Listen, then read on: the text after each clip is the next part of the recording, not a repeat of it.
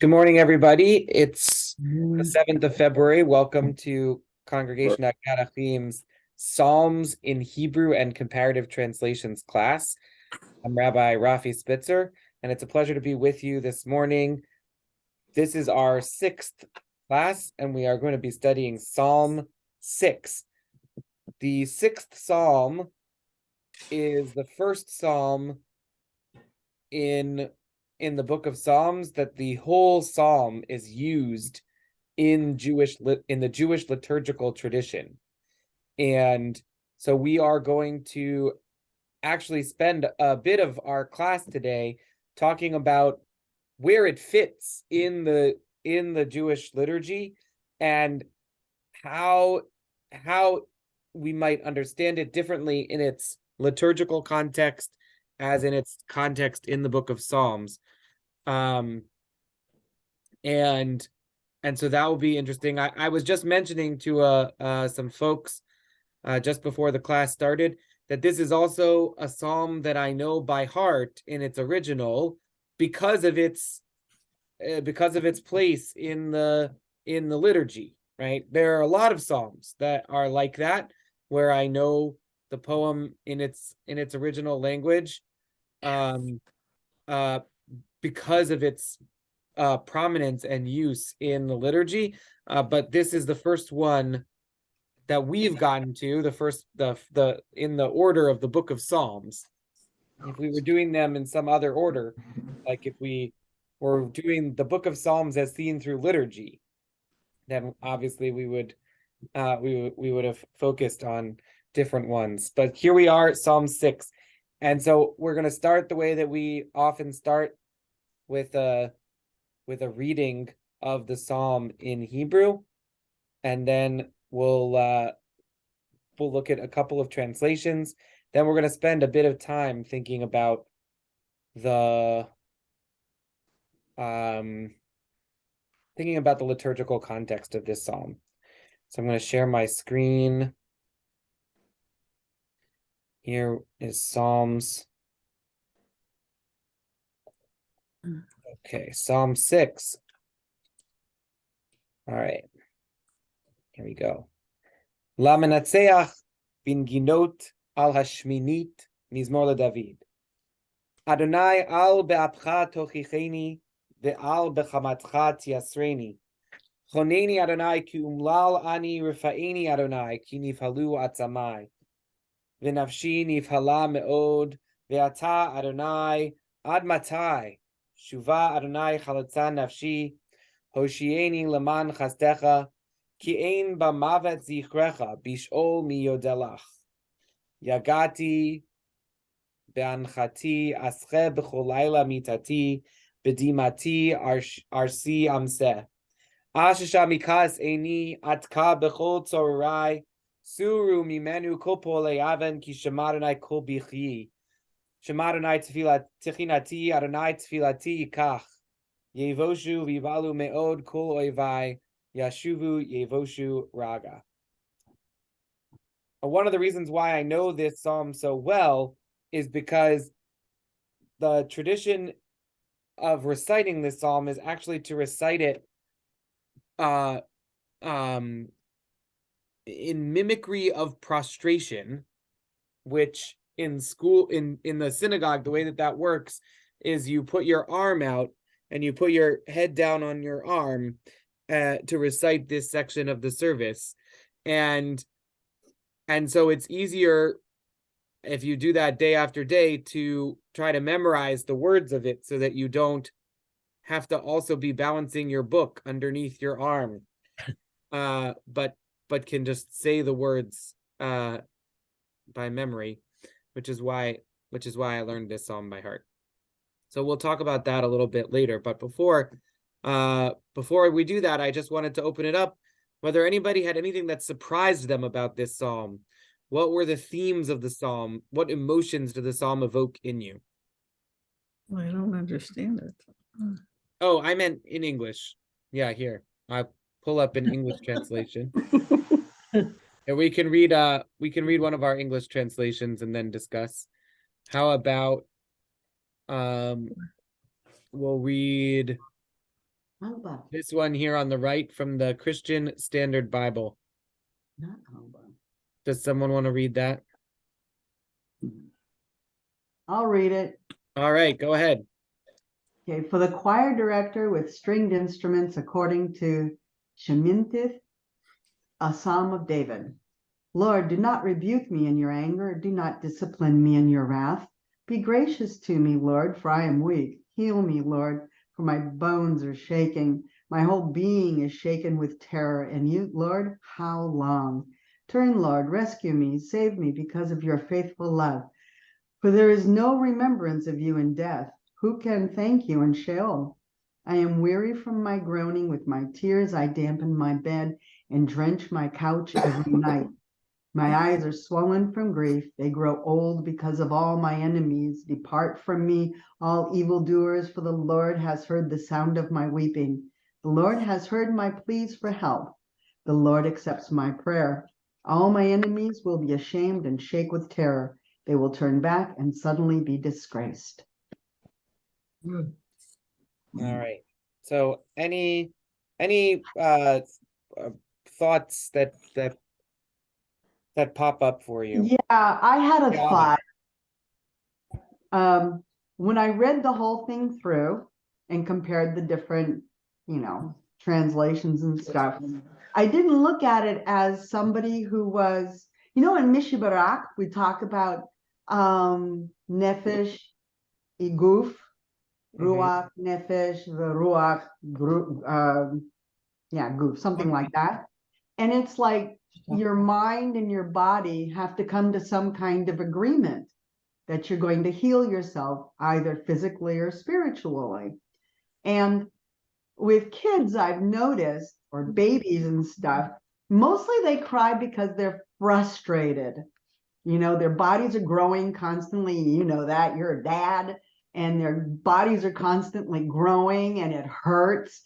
And they have fantasies about stuff, and they don't always get what they thought they wanted, and they cry from frustration more than from pain. It's not a physical pain like someone bapped them on the head with a baseball bat. They just feel frustrated. And it made me think of a time because of Tu B'Shavat, we were in the botanical garden. And in the botanical garden, there's a place where there's a machine where you can get, a chocolate milk drink or a cup of coffee or some baloney like that. And I remember this dad and his kid came in. This was yesterday when we did this. This dad and his kid came in, and in the machine, like a Coca-Cola machine, but this is a milk kind of machine. There's this huge picture of a box of chocolate milk with a big old straw coming out of it. And the kid wanted some chocolate milk. So his dad put the money in, and out came this itty bitty box, like a little box of like 250 milliliters, a cup of chocolate milk. And the kid just burst out crying. He thought what was going to come out of the machine was a really big carton of chocolate milk. And so he was sitting there just crying and crying and crying because of this frustration. She wants to read another synagogue. Oh, am I going too long? I'm sorry. Nope. Yeah. So the connection to the psalm is that you experience this the speaker as experiencing a frustration about the physical body. Right. You have frustration a certain frustration about the body's inability sometimes to function. Right. Or you have a fantasy about something and you really hope that something will happen. And when the thing that happens, it's not what you expected or what you wanted. And you start to cry. Okay. Does anybody else have an immediate reaction to this psalm? Yeah, Henry. Yeah, this looks like it's a psalm of lament. And David is asking Adonai to save him. And I just wonder, is David physically dying at this point, or does he think he's dying? Because look, if you get upset at me, if you get upset, don't blame me. I'm not the cause of it. And I've been honoring you and praising you. But if I'm dead, I can't do that anymore. So, let me live and get my enemies out of the way, and I will continue to praise and honor Adonai. That's the way I Great. look at this one. Right. So Marv points out, first of all, that the psalm is definitely from the point of view of somebody who is sick, very sick, or who thinks that they're sick, right? Who has had the experience of illness and is asking not to die as a result of that illness. Now, we've been talking about sort of how these psalms fit into the book of Psalms. And the last couple of psalms, remember, we imagine David running away from his son Avshalom in that moment in David's life where he was maybe going to lose his throne, right? And he's had to leave Jerusalem and flee to the hills. Now, this psalm and the commentator Radak comments on this point, and I brought it in our on page 9. Radak says this psalm was composed by King David when King David was ill. Radak does not think that this psalm fits in that, like, the Psalms 3 and 4 and maybe even Psalm 5 all sort of fit thematically together in this David fleeing, running away, right? We got one right before he went to sleep at night. And then the psalm that was more hopeful the next morning. This psalm, Radak thinks, was sort of placed here rather than intended to be here. He thinks that this psalm was written by David much later in David's life, when David was in fact ill and not facing sort of an external challenge, but really physically ill. But then the author of the book of Psalms, or the redactor, or whatever, the person who put the book of Psalms together, they included this one because it felt like it was on a similar sort of theme of the enemies and the things around you and the internal and external foes. Well, it was placed within a context, but it probably wasn't originally in that context. And he says that King David intended for this psalm to be used for anyone who was praying from a place of illness, right? This is a psalm which is very much connected to having a near-death experience. Henry. Okay, so I always like to look at how the Christian and some of the Jewish scholars translate. And where am I here? 5. For there is no remembrance of you in death. Who can thank you in Sheol? And on the other side, it says, for there is no praise of you among the dead. So I was curious about the phrase, no remembrance of you in death, and also thinking about Sheol, which I think isn't really God's heaven. It's sort of the waiting place. All right, So, great. Yeah. So let's look at some of the other examples of that, right? So the Alan Ross translates Sheol as in the grave. Robert Alter translates as no mention rather than no remembrance, although remembrance and mention are very similar. Richard Levy, who we've talked about as a Reformed Jewish approach, translates it as record. There is no record of your presence in death. And the Orthodox Jewish approach, here's a Chabad rabbi, Chabad rabbi says, for I can make no remembrance of you in death. For I can make, but you can see that it's italics because he's adding in that is explaining, not that's not like a perfect translation. So this line, there is no remembrance of you among the dead or in death, is a very interesting point theologically. What is the point of view of the author of this psalm? Clearly that praise of God ends at death. So you're right, right?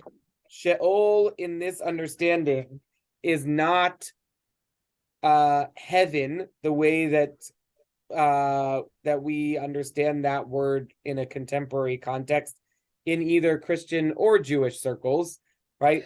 Sheol is also not exactly like purgatory, sort of you're like imagining sort of a waiting place. I think it's more close to the Greek concept of just when you die, you go to the underworld. That's the place where souls are. Like that, not there isn't like it's not like heaven or hell. It's just like souls in the underworld. I think Sheol is more like that. Certainly there's this biblical, especially later biblical understanding of like a soul that continues in some sense after death, but what the soul is able to do seems fairly limited. So, and I brought a whole list of verses from Psalms that I wrote that seem to protest the theological orthodoxy of belief in resurrection and an immortal soul. What I mean by that is they probably don't actually protest against that theological orthodoxy because that theological orthodoxy probably comes later than like the Psalms. The theology contained in the Psalms is not a protest against that theology because that theology wasn't the prevalent theology of the time. The Psalms probably reflect something that's much more close to the theology of the time. The concept of, you know, an immortal soul and a resurrection is much later in Jewish understandings and in Christian understandings than the book of Psalms. In fact, most of the Hebrew scriptures, with the exception of the book of Daniel, which is a very late book, most of the book of scriptures do not explicitly have any reference to a concept of an immortal soul. So here are verses from the Psalms that all speak to that. This is the one from our psalm, Ki ein b'mavet zichrecha, bish'ol miyodelach. There's no praise of you among the dead. In Sheol who can acclaim you. But also from Psalm 30, Ma betza b'dami b'rirati al shachat, hayodcha afar yagid amitecha. What is to be gained from my death, from my descent into the pit? Can the dust praise you? Can it declare your faithfulness? From Psalm 88, do you work wonders for the dead? Do the shades rise to praise you? From Psalm 115, the dead cannot praise God, nor any who go down into silence, which we read as part of our Hallel psalms on holidays. Lo hametim yahalleluya, v'lo chol yardei duma. Right? Yeah, it might sound familiar from our liturgy, and also Psalm 78. For God remembered that they were but flesh, a passing spirit that does not return. Right. So there's the theology of the book of Psalms seems to suggest that after you're dead, you're gone, or at least you're unable to continue to participate in certain kinds of activities of the living, such as relationship with God. Which is not, I think, how we think about death in Judaism or Christianity today. So when did that change? When did that whole feeling change? Well, certainly by the time by the end of the 1st century of the Common Era, there's a very strong belief in some kind of the possibility of return. Okay. And of some sense of an eternal soul. But our concepts of heaven and hell that have been sort of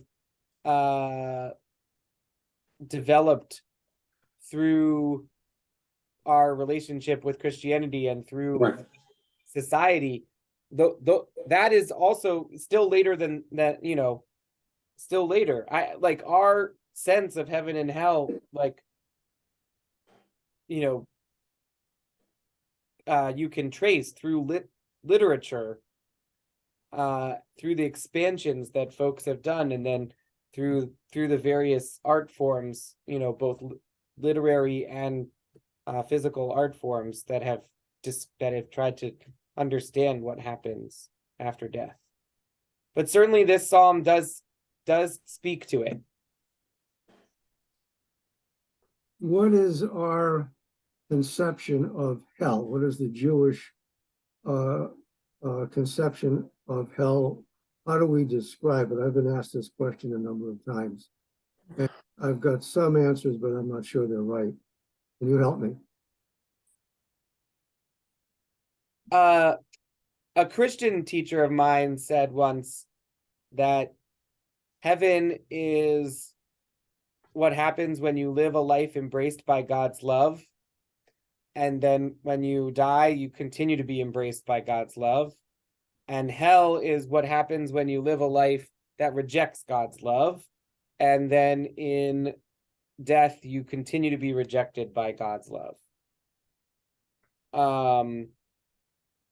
Well, that was a Christian teacher who taught me that, but it felt very Jewish to me.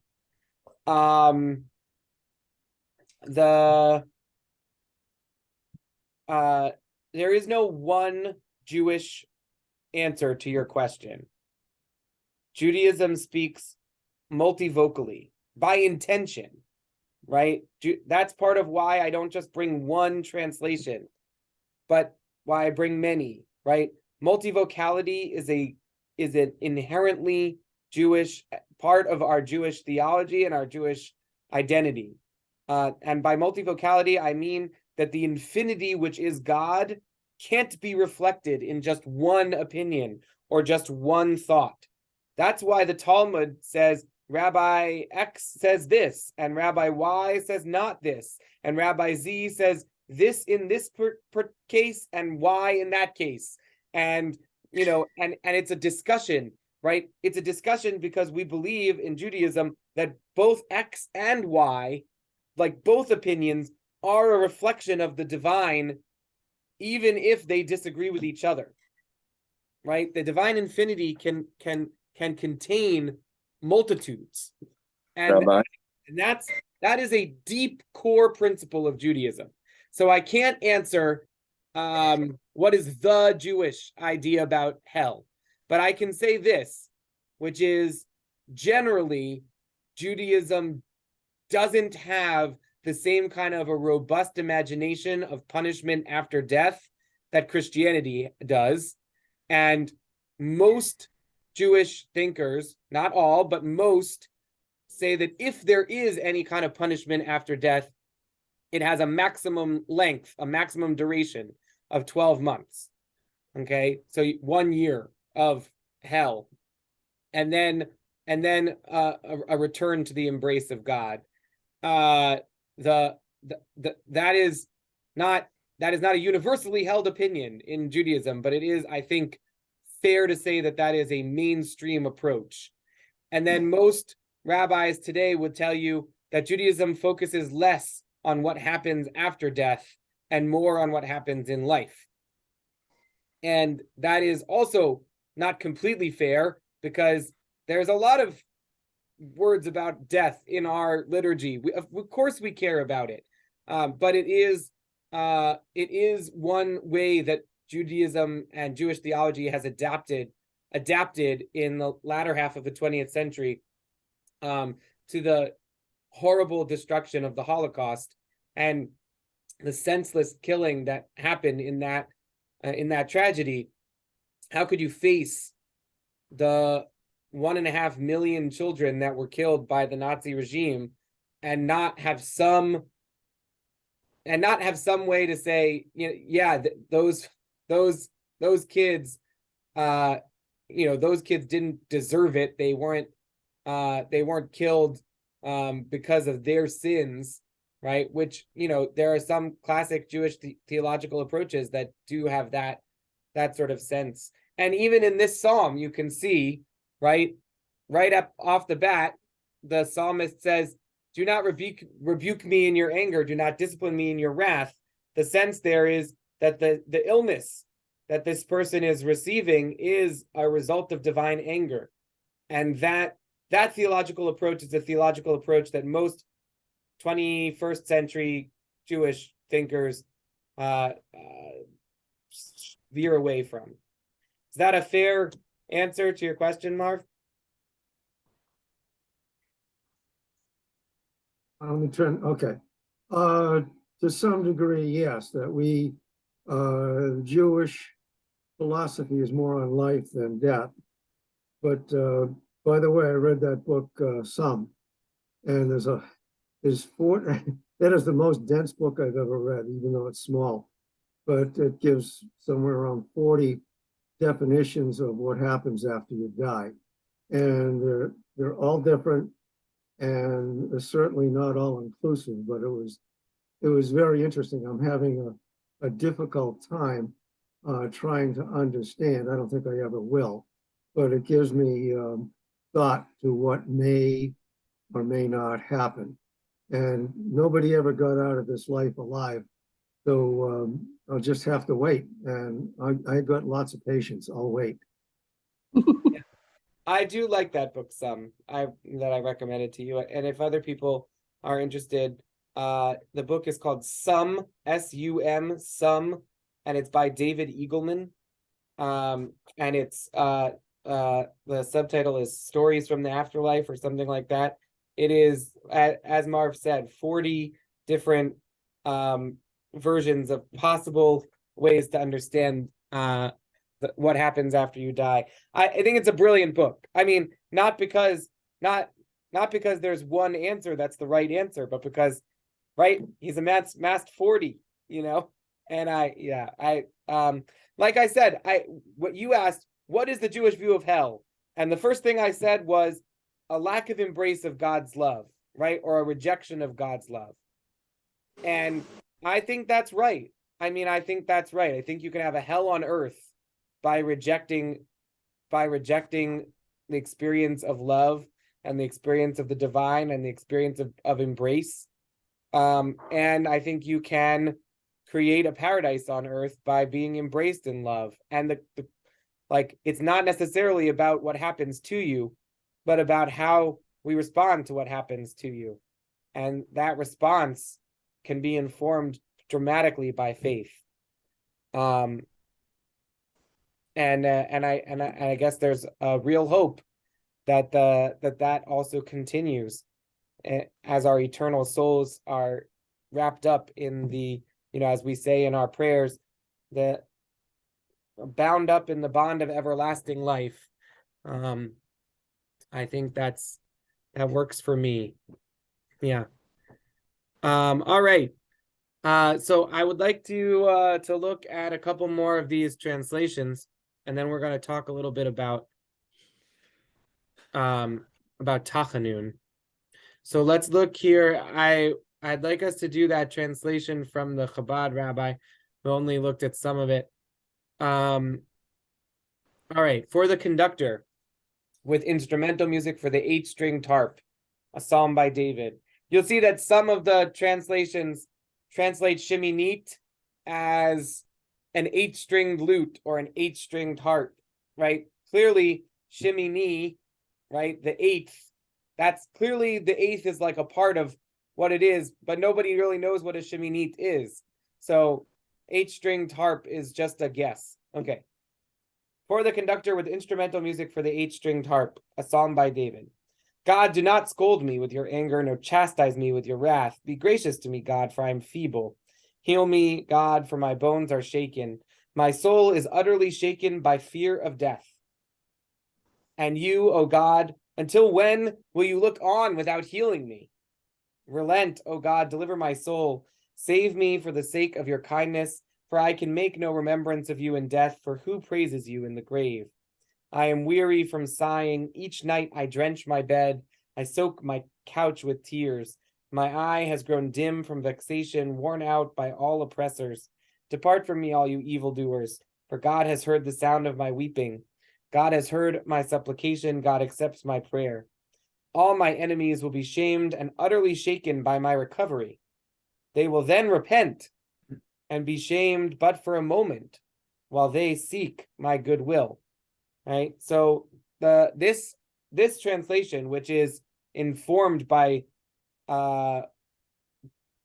Jewish midrashic and Talmudic commentaries, as well as the comments of Hasidic masters, this translation says, when it says in the end they will return and be ashamed, that is understood to be they will repent and be shamed, but only for a moment, because then they're going to actually also pray for my healing, right?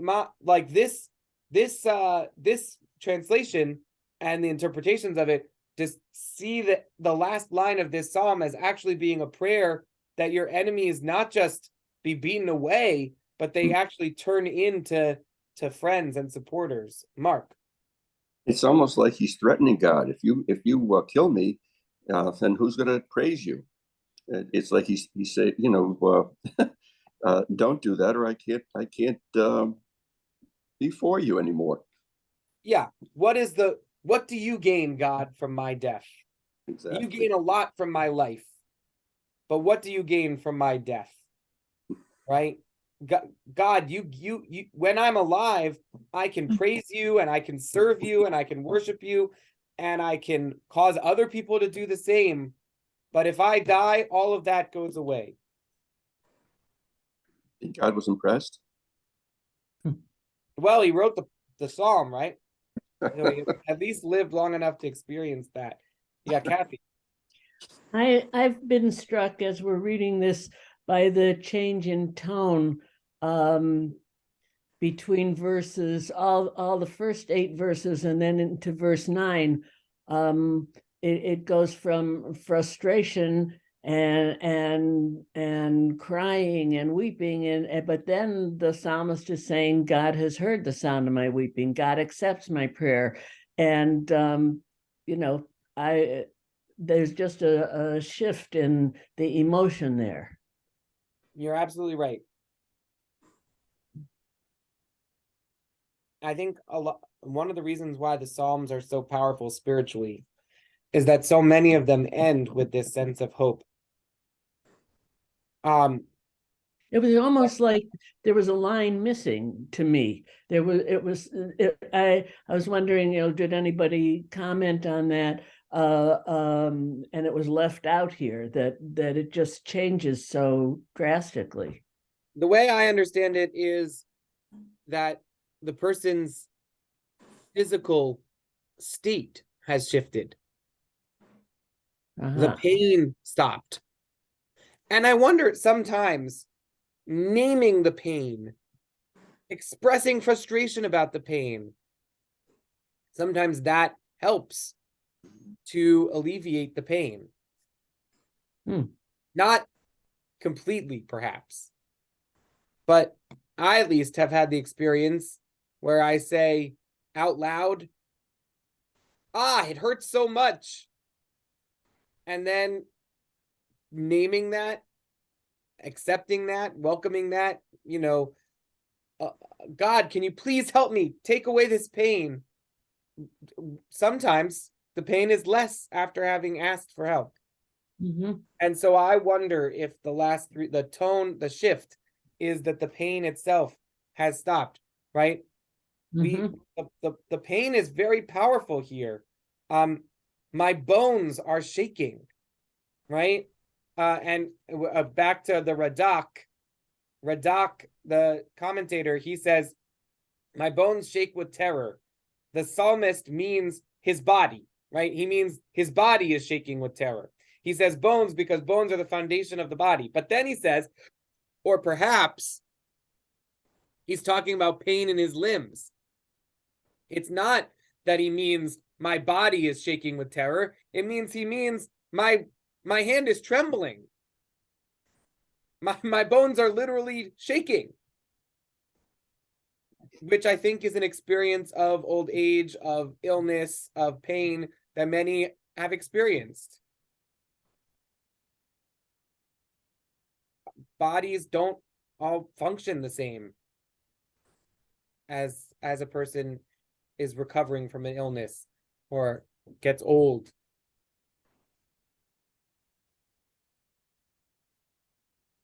Okay, Rabbi Richard Levy wrote, an ill person is already emotionally vulnerable. This is going back to that theological point about, are we blaming the victim for their illness?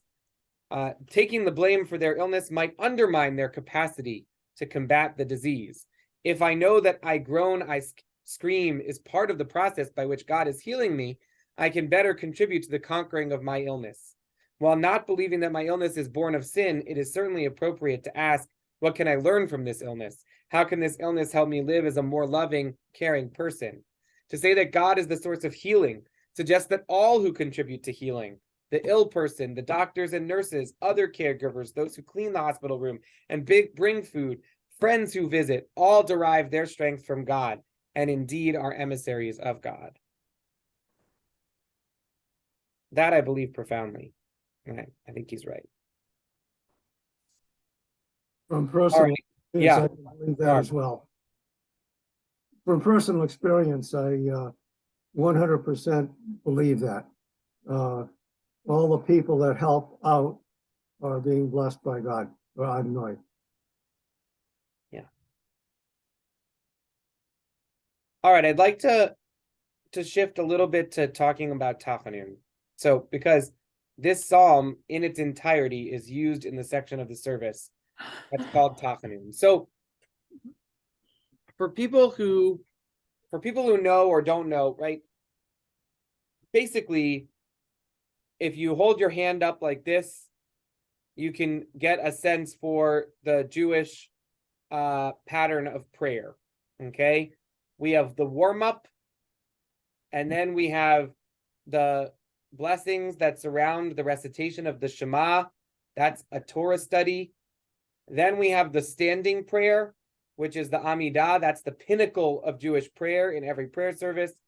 Then on Monday, Thursday, Shabbat, we read Torah again. That's the reading Torah. And then we have the wrap up, the cool down, coming down the spiritual height of that moment of connection to God. The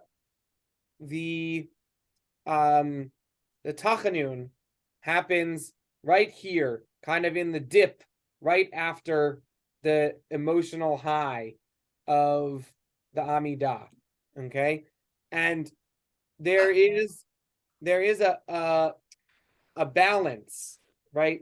So in Jewish tradition, we traditionally, when we get to the Amidah, we traditionally whisper it quietly, individually, and then we return and we recite the whole thing out loud together in public.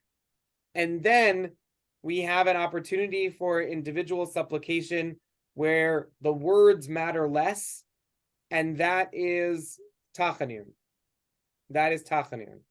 What you say in Tachanun is, it's much less, there's much less legal stricture about it. It's really a personal approach to God. Here's what Rabbi Lawrence Hoffman says. No part of the traditional liturgy is as singularly theological as the Tachanun. Okay, so this is the most theological part of the service. And precisely because of that theology, no part of the service has seemed more troublesome to moderns. Jews raised on liberal religious assumptions that stem from the Enlightenment tend to champion the essential goodness of humanity. They cringe, therefore, at the suggestion that sinfulness is inherent to the human condition. Many of us have committed to memory such simplifications as Christians believe in human sinfulness, Jews have a more balanced view, or in Judaism, sin means missing the mark, like someone misdirecting an arrow toward a target. It is hardly the inveterate evil that you find in Christianized Western literature, like Dante's Inferno. More precisely, what is at stake is not just theology, but anthropology, religious anthropology, that is, the doctrine of human nature. The popularly held Jewish view that underemphasizes sin accords with liberal American wisdom, whereby human beings may make mistakes, but are hardly evil. Mistakes are potentially correctable by decent education, proper and positive childcare, and the like. Okay, then what he says, it is, however, quite a leap from believing in the power of good deeds to denying the equal power of bad ones. About the propensity of human beings to sin, classical rabbinic anthropology was not nearly as sanguine as nowadays we seem to think. Unlike the church fathers, the rabbis were rarely systematic theologians, so early rabbinic literature provides more than one single view on the subject. Nonetheless, no rabbi would have denied the fact that human beings are prone to sin. And in fact, a somewhat stronger claim is evident as well. Namely, human beings sin as a matter of course. They cannot do otherwise. They lack sufficient merit of their own and must therefore trust in God to save them. This is quite the same as the Christian view that we must depend on the grace of God. And it is the view of the Tachanun, a set of private prayers following the Amidah and designed to demonstrate the pitiful nature of the human condition, while beseeching God to save us, even if we do not deserve it. An apt description of this point of view is to call it penitential piety. Then he describes that penitential piety is like the main theme of Rosh Hashanah and Yom Kippur. But what modern Jews, especially in the conservative and reform movements, don't know or don't care to see is that it actually is contained in our service on a daily basis in Tachanun, not on Shabbat, but on weekdays.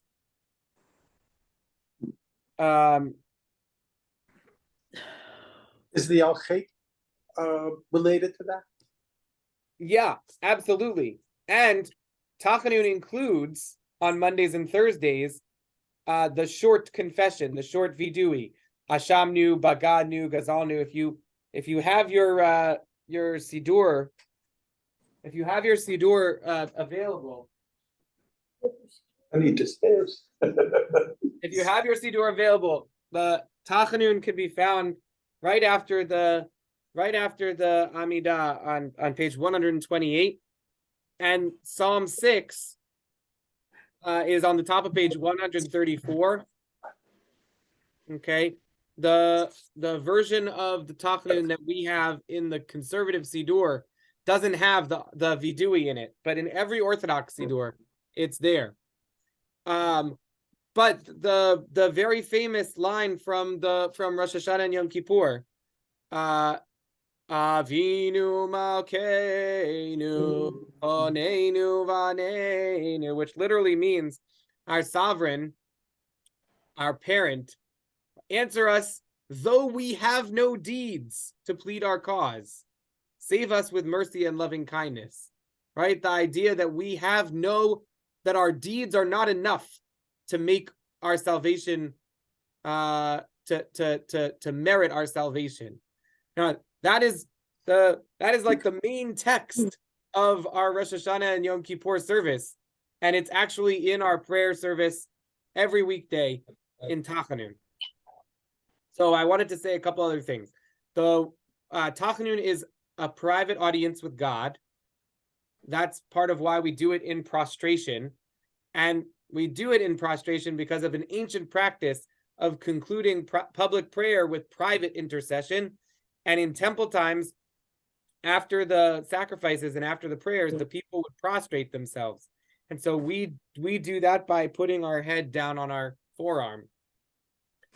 With its intense penitential mood, Tachanun is not recited on days of festive joy, holidays or Shabbat, or in the presence of people experiencing intense joy, like newlyweds in the first week of their marriage, or the parents of a newborn on the day of the covenant ceremony, nor on the days of deepest communal mourning, like Tisha B'Av, or in the presence of a mourner, right, in the week of Shiva. So we wouldn't do Tachanun then either. So super highs and super lows are not conducive to this kind of praying. And we have such a sensitivity to that we won't do it in the presence of a person who is having that kind of highs or those kinds of lows. There's a story in the Talmud about a rabbi who was excommunicated by the other rabbis, and he was in fact the brother-in-law of the most powerful rabbi in that time period, the head of the Sanhedrin. Okay, so his name was Rabbi Eliezer, and he was the brother-in-law of Rabban Gamliel, who's called Rabban because Rabban means the head of the Sanhedrin. Oh, Rabban Gamliel. And brother-in-law means Rabban Gamliel's sister was married to him, and her name was Ima Shalom, mother of peace. Now, Ima Shalom, she knew, right, that Rabban Gamliel, her brother, had orchestrated the excommunication of her husband for a political difference, spiritual, political, halachic, a legal difference. Okay, she knew that her husband had had the brunt of her brother's wrath, and she knew that God was on her husband's side. If her husband would ever actually get to pour out his soul to God, she knew her brother would die immediately. And so she would always distract her husband right before Tachanun, right? She would always watch him when he was doing his Amidah and wouldn't let him do the Tachanun. And then the Talmud relates that one day she calculated when the holiday, when the new month started, she calculated it wrong. So she thought it was Rosh Chodesh, and on Rosh Chodesh you don't do Tachanun, but it in fact wasn't Rosh Chodesh, and so it was a Tachanun day. And as soon as she saw her husband fall down to do Tachanun, she said, "Get up! You've killed my brother." And indeed, at that moment, the shofar sounded, announcing the death of the patriarch Rabban Gamliel. So that's like the power of Tachanun is the kind of outpouring of the soul that can, through your sense of having been attacked, through your pain and suffering of having been excommunicated, that God will respond to the primal energy of that prayer.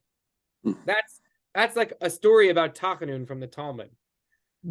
So Tachanun is not said out loud. It is said in an undertone, and you're supposed to share your personal supplications to God, which you're always supposed to do in your individual worship, but which sometimes we forget and we just say the words that are in the Siddur.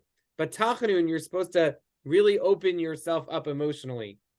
It's an opportunity to emphasize our own failings and our own lack of good deeds and express our dependence on God's unconditional love, on God's grace and God's mercy.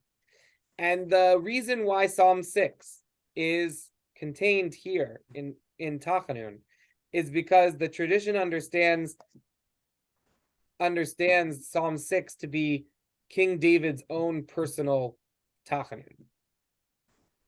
His true confession of his unworthiness and his expression of hope that God will nonetheless save him, even though he does not deserve it. But we don't say this on Shabbos or on Monday or Thursday. No, we do on Monday and We Thursday, do. Oh, not oh, on Shabbat. No, because Shabbat is a holiday. Shabbat is a festive, joyous day. So it you wouldn't gotta be. come to Minyan during the week in order to say Tachanun. Yeah, so I will say this, right? Our congregation does not say Tachanun ever. Huh. And the reason why I think it has to do with what Hoffman was saying in his introduction to Tachanun and the concluding prayers in My People's Prayer Book that I read to you, which is that Tachanun is so theological and so based on a concept of human nature that we are uncomfortable with, like that basically liberal Jews have a real hard time with it. I think there's a real power in Tachanun. I think there's a real power. Yeah, Murray. Sort of a slightly side question here. All our prayers are one of supplication, praising God, and begging forgiveness, pleading for something, including in Tachnun, expressing our innermost feelings. Is there ever an excess of humility in Jewish prayer? So I think what you're saying is that your experience of Jewish prayer, it all sort of feels in some way like Tachanun.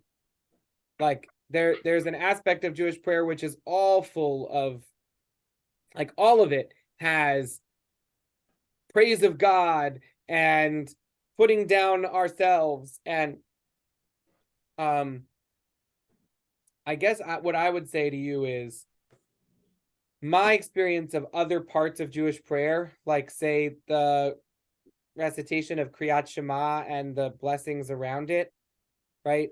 That actually the theology of this psalm, of Psalm 6, I'm really sick, please save me, I can't stand the pain, I am right, save me because of your love, I understand, save me because of your kindness, save me because of your mercy, I know that I haven't done anything to deserve your mercy, but I'm asking for you to save me anyway. I do not think that is like that is contained in other parts of Jewish prayer, except for on the high holidays, where it's the main theme of the high holidays.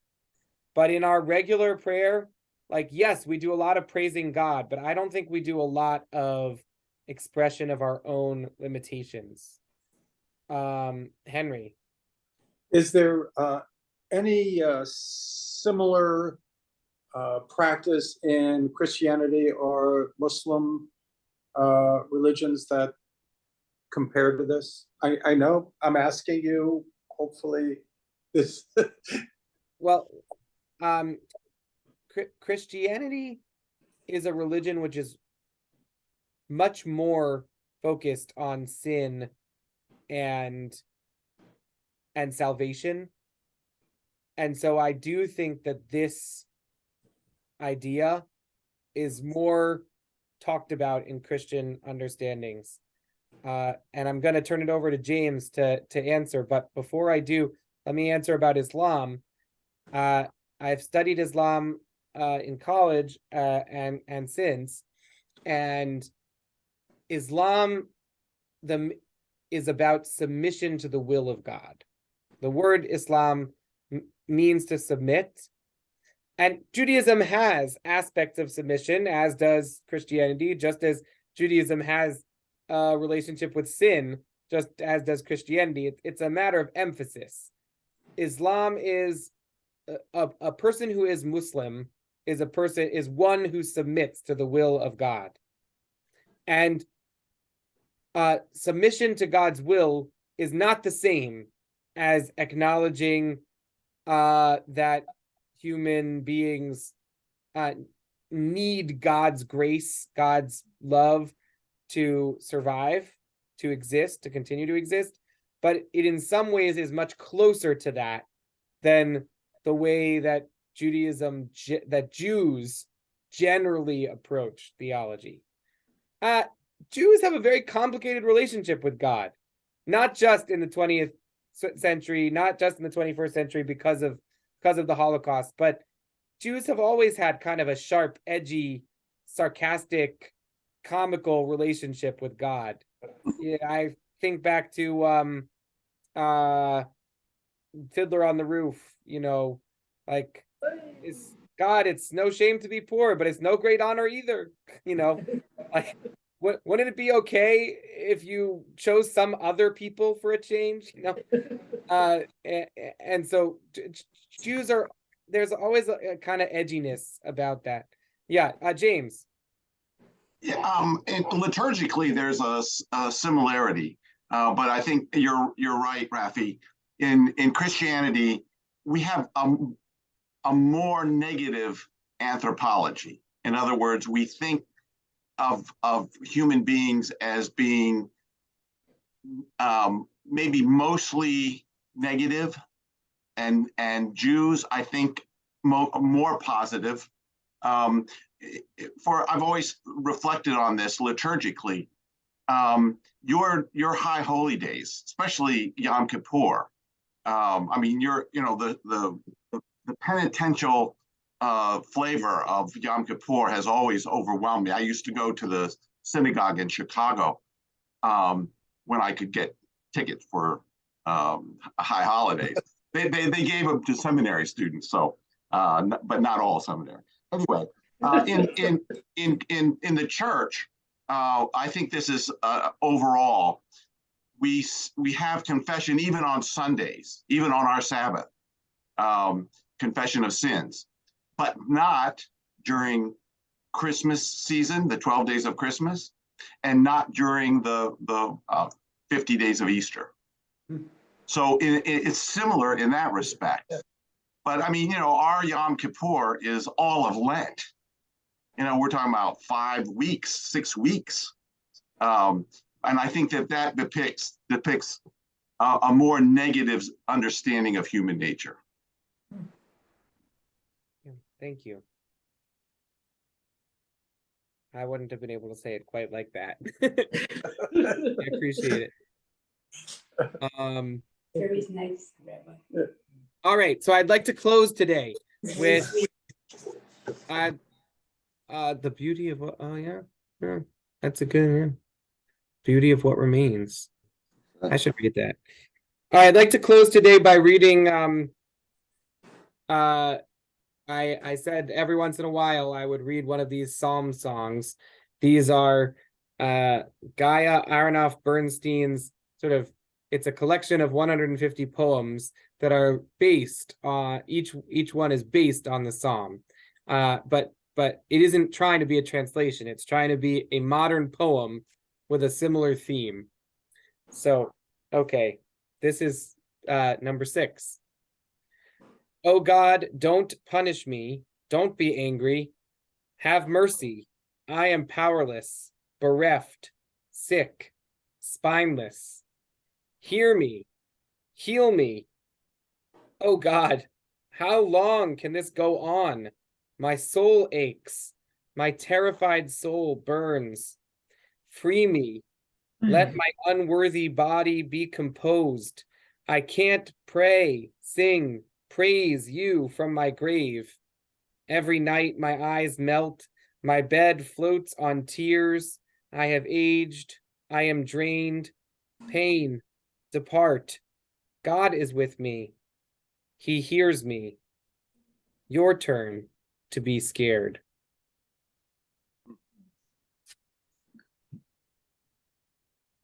Interesting. Could you give us the name of that book again, please? It's called Psalm Songs. Psalm Songs by Gaia Aronoff Bernstein. Psalm Songs. Yeah, I was given it as a gift by a colleague at the end of my first unit of CPE,